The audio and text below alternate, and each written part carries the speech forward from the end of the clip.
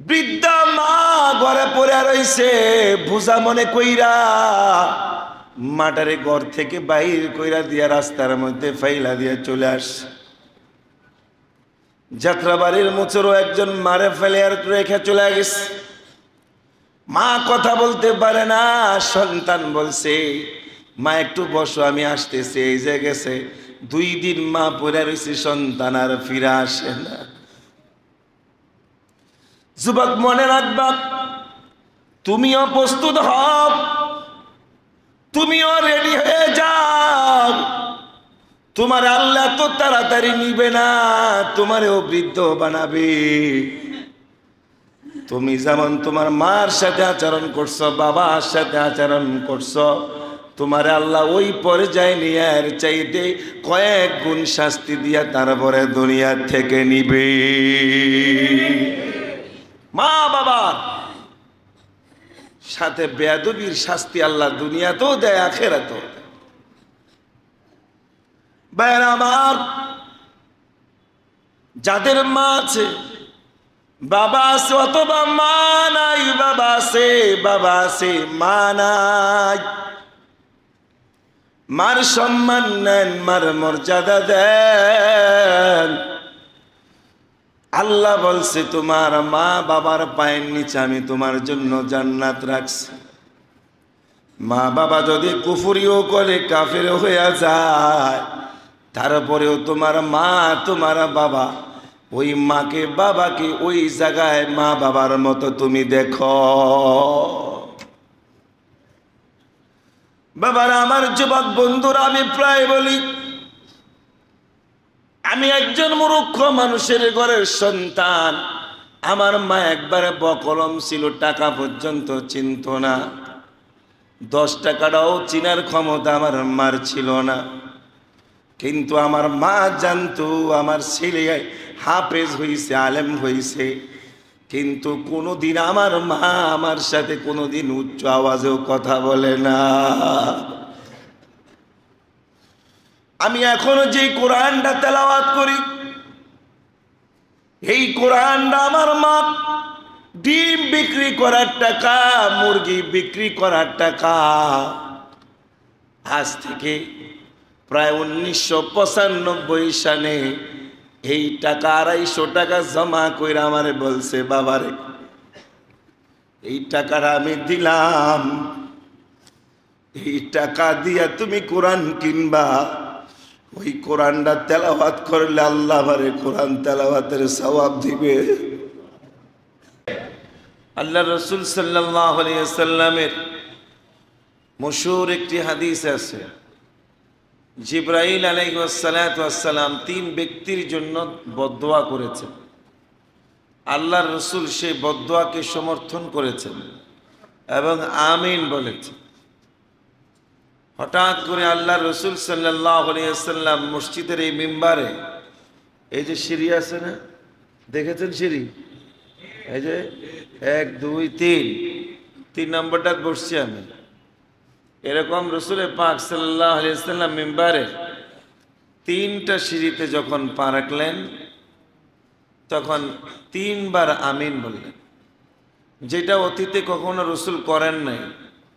উপস্থিত সাহাবীরা জিজ্ঞাসা করলেন, ইয়া রাসূলুল্লাহ, সিঁড়ির 3টা ধাপে 3 বার পাড়া দেওয়ার সময় আপনি 3 বার আমিন বললেন, এটার মধ্যে কি আছে? এর হাকিকত কি, উদ্দেশ্য কি, আমাদেরকে একটু বয়ান করেন। রাসূল পাক সাল্লাল্লাহু আলাইহি ওয়াসাল্লাম মিম্বারে বসে এই বিষয়ে আলোচনা করলেন। বললেন, সাহাবীরা, তোমরা তো জিবরাইলকে দেখো না, আমি দেখি, আমার সাথে কথা হয়। একটা জিনিস মনে রাখতে হবে, বাবা আদম আলাইহিস সালাতু ওয়াস সালাম থেকে নিয়ে আমাদের নবী জনাবে মুহাম্মদুর রাসূলুল্লাহ সাল্লাল্লাহু আলাইহি ওয়াসাল্লাম পর্যন্ত 1.25 লক্ষ নবী রাসূল পয়গম্বর মতান্তরে কম বেশি যত নবী আল্লাহ দুনিয়াতে আল্লাহর মিশন নিয়ে পাঠিয়েছেন, জিবরাইল তাদের কাছে এসেছেন। সবচেয়ে বেশি জিবরাইল আসছেন শেষ নবী জনাবে মুহাম্মদুর রাসূলুল্লাহ সাল্লাল্লাহু আলাইহি ওয়াসাল্লামের কাছে। প্রায় 24-23 বছরের মধ্যে 24,000 বার রসুলের কাছে জিবরাইল আসছে। 23 বছর বয়সে নবুয়াতি কত হাজার বার আসছে? 24,000 বার। অন্য কোন নবীদের কাছে এত আসেন নাই। কারো কাছে একবার আসছে, 10 বার আসছে, 100 বার, 1000 বার আসছে। কিন্তু আমাদের নবীর কাছে কত হাজার বার আসছেন?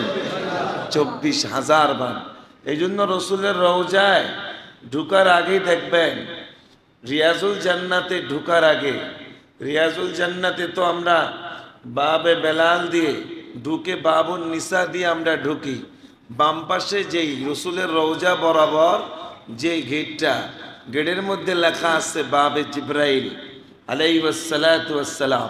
অর্থাৎ এই জায়গা দিয়া, এই দরজা দিয়া জিব্রাইল রসুলের কাছে আসতেন না, বন যাইতেন। তো 24,000 বার আসছে। রসুল বললেন, সাহাবীরা, জিব্রাইল একটা বদদোয়া করেছে 3 খাতারনা ব্যক্তির জন্য। পথভ্রষ্ট 3 ব্যক্তি। এক ব্যক্তি হলো 1 নম্বরে, যে পবিত্র মাহে রমজান মাস পায়া মাহে রমজানের রোজা রাখতে পারে নাই, মাহে রমজানের শান মান মর্যাদা রক্ষা করতে পারে নাই, আল্লাহর কাছ থেকে জীবনের গুনাহগুলো মাফ করাইতে পারে নাই, জান্নাত অর্জন করতে পারে নাই, নিজেকে জাহান্নাম থেকে বাঁচাইতে পারে নাই। জিব্রাইল বলছে, নবী ওই লোকটা ধ্বংস হয়ে যাক। আমি বলছি আমিন। জিব্রাইল, তোমার কথাকে আমি সমর্থন করছি। মাহে রমজানের মতো মাস পায়া যে গুনাহ মাফ করতে পারে নাই, ওর জীবনের কোনো মূল্য নাই, ওই ধ্বংস। কথা ঠিক কিনা? ভাইরা আমার, মাহে রমজানের আজকে 27তম রোজা। নসিবে থাকলে হয়তো আরো 2টা পাবো। চলে গেল 27টি রোজা। কিন্তু দুঃখের বিষয়, দেখা গেছে যতগুলা হোটেল আছে, একটা হোটেলও বন্ধ হয় না। কথা ঠিক নেই? যারা হোটেল খোলা রাখছে তারাও খাতার না, অভিশপ্ত। যারা এই হোটেলে দিনের বেলা রোজা অবস্থায় ঢুকছে, এরাও অভিশপ্ত, খাতার না। কথা ঠিক কিনা? রাক্ষস আর কত খাইবা, কয়কাল হায়াত পাইবা, এই পেটে কতটুক জায়গা আছে। আমি প্রথম জুমায় বলছিলাম, আজকে বলি, কষ্টের কথা বলছি।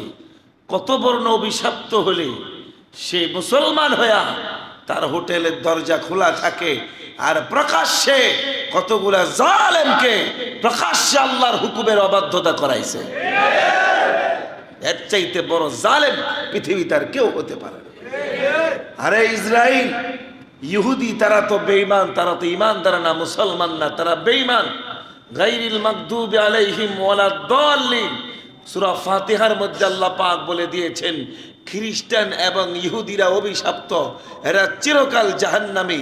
এদের জন্য জাহান্নাম ওয়াজিব করছে, জান্নাত আল্লাহ হারাম করছে। এদের কথা আল্লাহ বাদে দিছে। ওই জালেম ইহুদিরা মুসলমান মারতেছে, মুসলমান মারার পরেও তারা যে পাপ করছে, তুই মুসলমান হইয়া, ইমানদার হইয়া ওই জালেম ইহুদিদের থেকেও বড় পাপ করছস। একটা নামাজি মুসলমান ইমানদারদের জন্য খাবারের দরজা খোলা রাখা। কথা ঠিক কিনা? হয়তো এমনি কাফের, ওর কোনো হিসাব নাই। তুই কি করছস? সারাটা বছর 24 ঘন্টা টাকা কামাইছে, এই জালেমে রমজান মাসের লোভ সামলাইতে পারে নাই।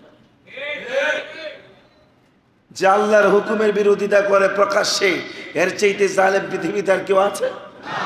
জোরে বলেন, জোরে বলেন। আল্লাহর রসুল আমিন বলেছেন, জিব্রাইল বলছে ধ্বংস হয়ে যা। রসুল বলছে আমিন। মরার পরে বুঝবা। এই হাদিস সহিহ হাদিস, বুখারী তিরমিজির হাদিস। নিজের জীবনের কোনো বাঁচার গ্যারান্টি নেই। প্রতিনিয়ত চোখের সামনে মারা যাচ্ছে আপনজন, চলে যাচ্ছে পাড়াপড়শি, মসজিদের মাইকে এলান হচ্ছে, খবরের নিউজে দেখাচ্ছে। সব দেখার পরও নিজের মরার ভয় নেই। ঠিক নেই?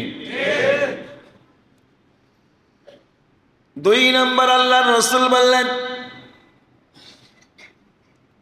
যে আমার নাম শুই না, আমাকে পায়া আমার কথা শুই না, আমার শানে দুরূদ পড়ে নাই, আমার নামের মর্যাদা দেয় নাই, জিব্রাইল বলছে নবী গো ওই লোকটা ধ্বংস হইয়া যাক। নবীর নাম শুনছে, নবীর শানে দুরূদ পড়ে নাই। আছে না নাই? আরো জোরে বলেন। দুরূদ পড়বে তো দূরের কথা, নবীর বিরুদ্ধে পর্যন্ত বক্তব্য দেয়, স্লোগান দেয়। কথা ঠিক কিনা? ইসলামের বিরুদ্ধে স্লোগান দেয়, আন্দোলন করে, কোরআনের বিরুদ্ধে আন্দোলন করে, স্বয়ং আল্লাহর বিরুদ্ধে আন্দোলন করে স্লোগান দেয়। বাংলাদেশের মাটিতে দেখেছি। কি কথা ঠিক কিনা? আমাদের দেশের সরকার আইন করেছে এই মাহে রমজানের পবিত্রতা রক্ষার জন্য প্রকাশ্যে যাতে সিগারেট রাস্তাঘাটে কেউ না খায়। কথা ঠিক কিনা? প্রকাশ্যে যাতে সিগারেট না খায় আইন করেছে। এই জন্য এই আইনের বিরুদ্ধে ঢাকা ভার্সিটির কতগুলা দেখলাম কুত্তিন্নি বললেই চলে, হায়াওয়ান জানোয়ারের চাইতে নিকৃষ্ট কতগুলা যুবতী নারী প্রকাশ্যে রাস্তার মধ্যে নাইমা সিগারেট খায়া বিদ্যাঙ্গুলি দেখাইছে। তোমার এই কোরআনের আইন, এই শরীয়তের আইন আমরা মানতে রাজি না। কথা ঠিক কিনা? কত বড় খারাপ হইল। জালেমরা প্রকাশ্যে, মেয়েরা, আমাদের মেয়েরা প্রকাশ্যে সিগারেট খায়া আন্দোলন করতেছে। আমাদের মেয়েরা, তুমি কেমন বাপ হইছ? তোমার চরিত্র কেমন হয়েছে? তোমার সন্তানের চরিত্র কেমন হয়েছে? তুমি কেমন মুসলমান? তুমি কি জানো না এই আসমান আল্লাহর, জমিন আল্লাহর, চন্দ্র গ্রহ নক্ষত্র সূর্য সব আল্লাহর। আল্লাহ বলছে সুবে সাদেক থেকে নিয়া সূর্যাস্ত পর্যন্ত কোন পানাহার চলবে না, কোন পানি চলবে না, খাবার চলবে না, দিবা লোকে সারাদিন না খেয়ে থাকতে হবে। এই হুকুম কার? নাকি কোন রাষ্ট্রপ্রধানের? আরো জোরে বলেন। যারা এই হুকুমের অবাধ্যতা করেছে এরা মুসলমান নামে কলঙ্কিত, বাংলার মাটিতে বসবাস করার যোগ্যতা রাখে না। এদেরকে ধরে ধরে আইনের আওতায় এদেরকে নিয়ে আসা উচিত। এটা কোনো হিন্দুদের রাষ্ট্র নয়, এটা খ্রিস্টানদের রাষ্ট্র নয়, শতকরা 90% মুসলমান ইমানদারদের বসবাসের রাষ্ট্র।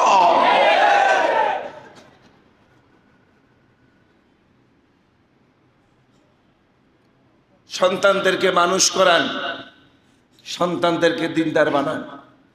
সারাদিন নিজে মসজিদে এসে সেজদা দিয়া কপালে দাগ ফালাইলে কাম হবে না। বছরে বছরে চিল্লা দিবেন, কাজ হবে না। পীরের দরবারে গিয়ে পড়ে থাকবেন, কাজ হবে না। নিজেও দিনদার হতে হবে, ঘরের স্ত্রী সন্তানদেরকেও দিনদার বানাতে হবে। এটা ইসলাম, এটা ইসলাম। আমি নামাজ পড়ে, আমি রোজা রাখি, আমার সন্তান নামাজ পড়ে না, রোজা রাখে না, এটা ইসলাম না। আমি দেখছি প্রকাশ্যে এমন হচ্ছে, এটা ইসলাম না। মরার পরে আপনার বুকের মধ্যে পাড়া দিয়া এই সন্তান আপনাকে টেনে হেঁচড়ে জাহান্নামে নিয়ে যাবে। যেই সন্তান ইসলাম মানবে না, যেই সন্তান আল্লাহর হুকুম মানবে না, ওই সন্তানকে কষ্ট করে উপার্জন করে খাবার দাবার ব্যবস্থা করা আপনার জন্য হারাম।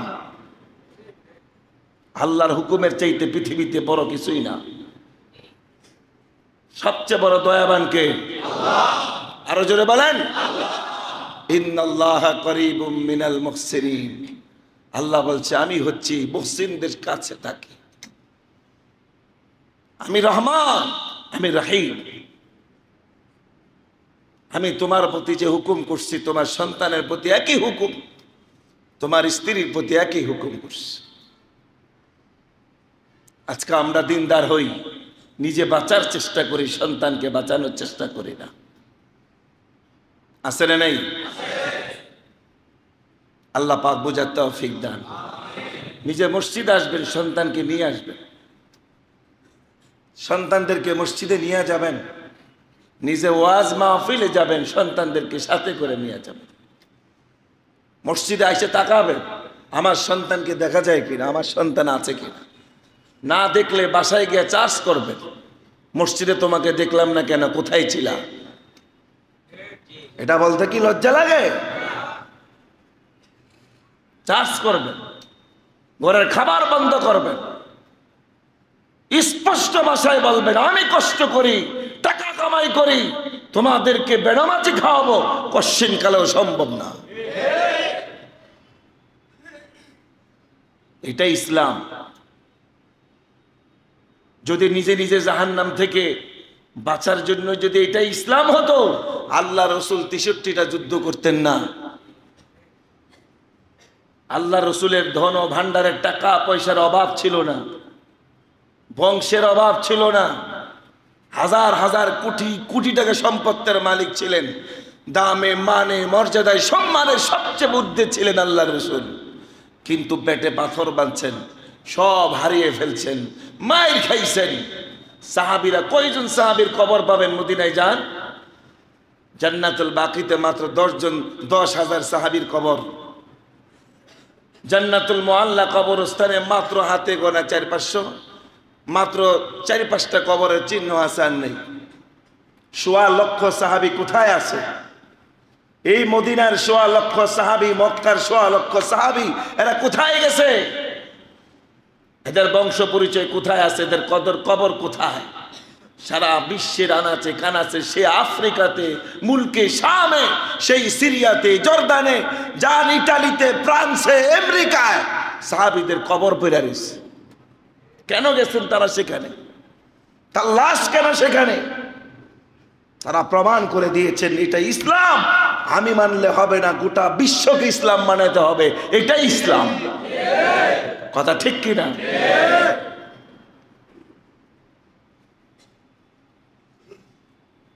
রাগ করছেন? হ্যাঁ। 3 নম্বর আল্লাহ রসুল বলছেন,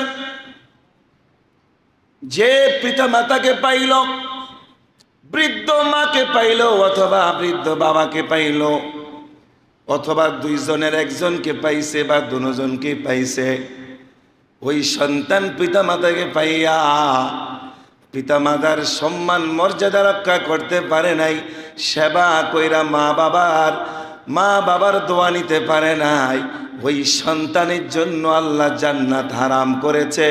জিবরাইল বদদোয়া করছে, আল্লাহ রসুল এই বদদোয়াকে সমর্থন করছে।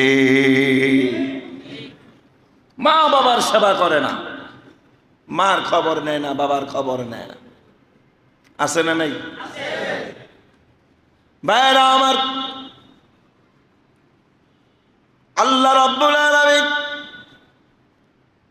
নিজেই বলেছেন, আমার ইবাদত করার পরে আমি আল্লাহ হুকুম করেছি তোমার মা বাবার মর্যাদা রক্ষা করবা, মার সম্মান দিবা, বাবার সম্মান দিবা, বাবা মার কদর করবা, ইজ্জত দিবা, খেদমত করবা। এটা আমি আল্লাহ রাব্বুল আলামিনের হুকুম। বনু সালাম গোত্রের একজন যুবক মার সাথে বেয়াদবি করেছে। মার সাথে বেয়াদবি করার কারণে বুঝতে পারছে আমার মা কষ্ট পাইছে, উফ শব্দ উচ্চারণ করছে। ওয়ালা তাকুল লাহুমা উফি ওয়ালা তানহারহুমা ওয়া কুল লাহুমা কওলান কারীমা। কোরআনে সূরা বনী ইসরাঈল আল্লাহ বলছে, মার সাথে বাবার সাথে এমন আচরণ করবা না। মা বাবা কষ্ট পাইয়া উফ শব্দটা উচ্চারণ করে এমন কোন আচরণ করবা না। বনী ইসরাইলের বনী আসলাম গোত্রের ওই ছেলেটা মার সাথে বেয়াদবি করছে, মা উফ শব্দ উচ্চারণ করছে। বুঝতে পারছে আমার মা আমার আচরণে কষ্ট পাইছে। ওই ছেলেটা মাকে কান্দে কইরা কইরা খানায় কাবা বাইতুল্লাহর মধ্যে গিয়া তাওয়াফ করতেছে আর আল্লাহর কাছে মাপ চাইতেছে। ডাক দিয়া বলে, আল্লাহ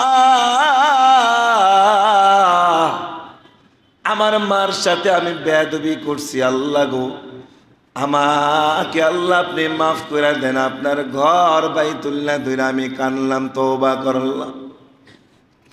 7 দিন যাবত বাইতুল্লাহ তাওয়াফ করছে, মা কান্দে, বুড়া মা কান্দে, মাকে কান্দে কইরা কইরা কইরা 7 দিন যাবত বাইতুল্লাহ তাওয়াফ করছি।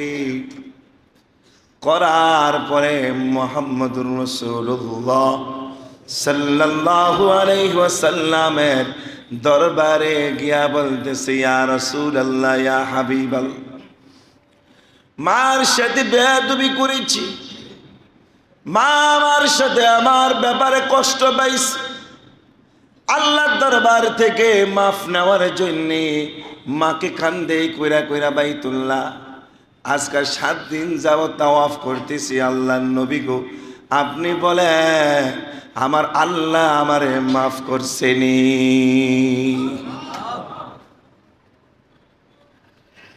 আমার নবী বললেন, যুবক রে,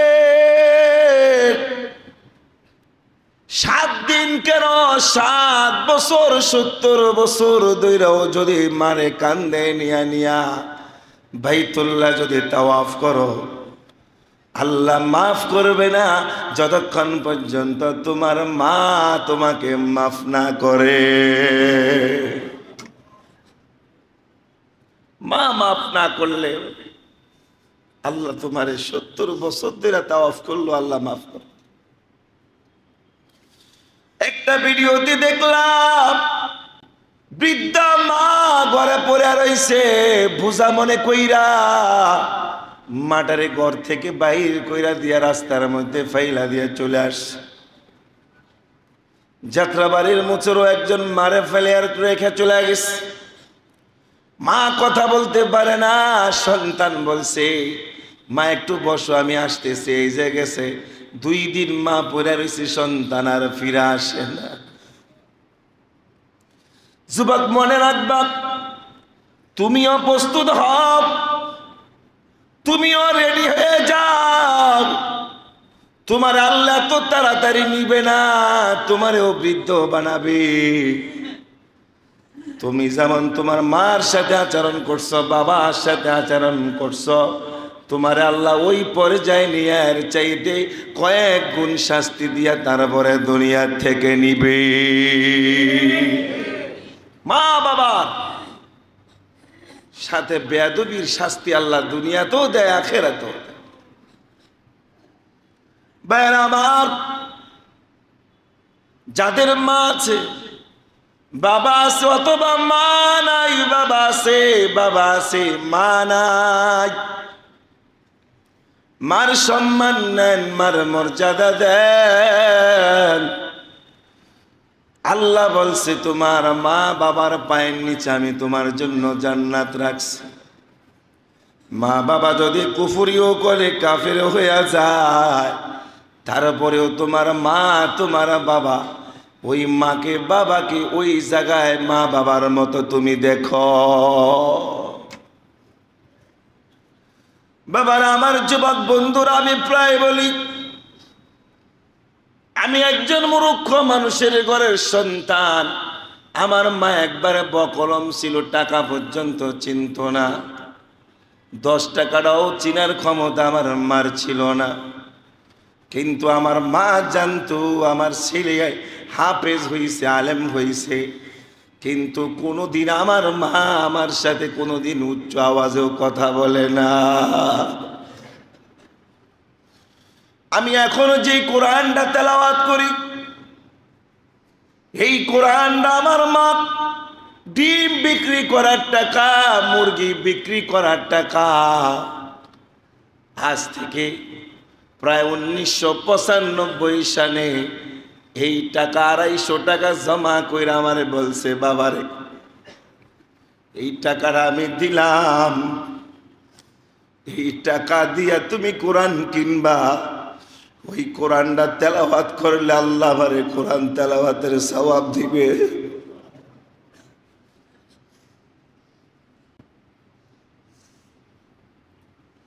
আমি এখনো মার দেওয়া কোরআন পড়ি, আর মার কথাটা স্মরণ হইয়া যায়।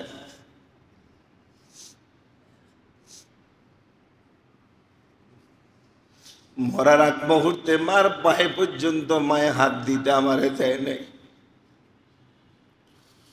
বলছে বাবারে আমি মা হতে পারি যার সিনায় কোরআন আছে, কোরআনের মর্যাদা বেশি, তুমি আমার জন্য দোয়া করবা আল্লাহ আমারে মাফ কর। বাবারা কোনোদিন মাকে কষ্ট দেই নাই, কষ্ট পাওয়ার সুযোগটুকু দেই নাই। আজকের দিনে যার মা নাই, যার বাবা নাই, আল্লাহ রাব্বুল আলামিন দোয়া শিখাইয়া দিছে। মরার পরেও মার কাছ থেকে মাফ নিতে পারবা, বাবার কাছ থেকে মাফ নিতে পারবা। কবরের পাশে গিয়া বলবা রব্বির হামহুমা কামা রব্বায়ানি সগীরা, রব্বির হামহুমা কামা রব্বায়ানি সগীরা, রব্বির হামহুমা কামা রব্বায়ানি সগীরা। এর অর্থ হলো আল্লাহ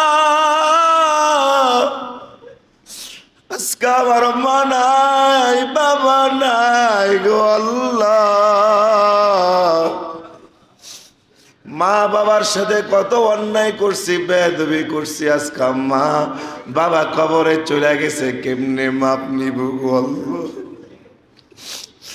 আল্লাহ মার কবরের পাশে দাঁড়াইলাম, বাবার কবরের পাশে দাঁড়াইলাম গো আল্লাহ। আল্লাহ মা ছোটবেলায় কত কষ্ট করছে, বাবা ছোটবেলায় কত কষ্ট করছে গো আল্লাহ। আল্লাহ দোলনাই নিয়া কোলে নিয়া রাত্রে রাত ঘুমা থাকছে, অসুস্থ হইলে দৌড়ে হাসপাতালে গেছে, টাকার দিকে তাকায় নাই, জান প্রাণের দিকে তাকায় না গো আল্লাহ। হইছে মা কবরে শুয়ে রইছে, বাবা কবরে শুয়ে রইছে গো আল্লাহ। আল্লাহ আমার মা আমার যেমনি পালছে, কবরের মধ্যে আল্লাহ আপনি আপনার রহমতের কোলে এমনি আমার মারে পালেন। আল্লাহ আমার বাবার রহমতের কুলে উঠাইয়া নেন, আল্লাহ কবর আযাব বন্ধ কইরা দেন, আল্লাহ মারে কবরের শাস্তি থেকে মুক্তি দিয়া দেন। ও বাবা হারা এতিম সন্তান, মা হারা এতিম বাবারা, নবী বলছে তোমার চোখের পানি নাকের ডগায় আসার আগে আমি আল্লাহ ওই বাবা মারে কবরটা জান্নাতের বাগান বানিয়ে দিব। সন্তানের চোখের পানির চাইতে বড় হাতিয়ার কিছুই নাই। বাইরা আমার অনেকে অনেক বড় বড় আলেমের কাছে, পীরের কাছে বড় বড় দৌলত নিয়ে, টাকা পয়সা নিয়ে দৌড়ে যায়, হাতিয়া দেয়, দোয়া নেয়। ওই যে মা ঘরে বইরা রইছে, বাবা গ্রামে পড়িয়া রইছে, বাবার খবর নাই, মার খবর নাই। ওই পীরের দোয়া তো দোয়া না, মার দোয়া বাবার দোয়াই হলো আসল দোয়া। তোমার পীর তোমার ঘরে বেরিয়েছে মিয়া, তোমার জান্নাত তোমার ঘরের মধ্যেই তো আছে।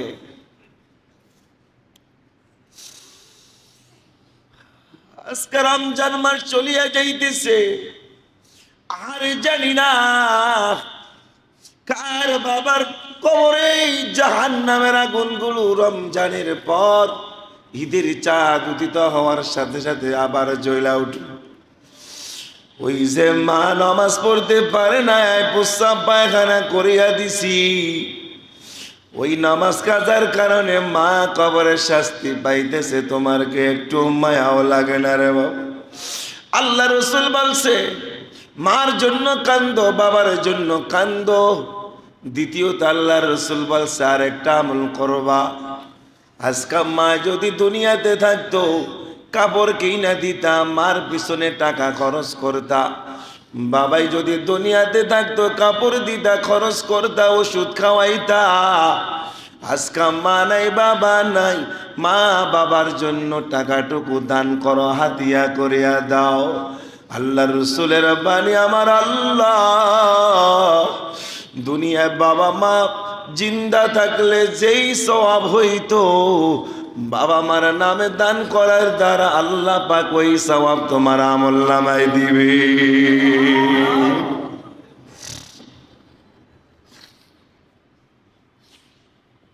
তিন বদদুয়াকারী, এক নম্বর রমজানের যে রোজা রাখে নাই, দুই নম্বর রসুলের শানে দুরূদ পড়ে নাই, দুরূদ পড়ব তো, তিন নম্বর হলো বাবা মার সেবা করে নাই।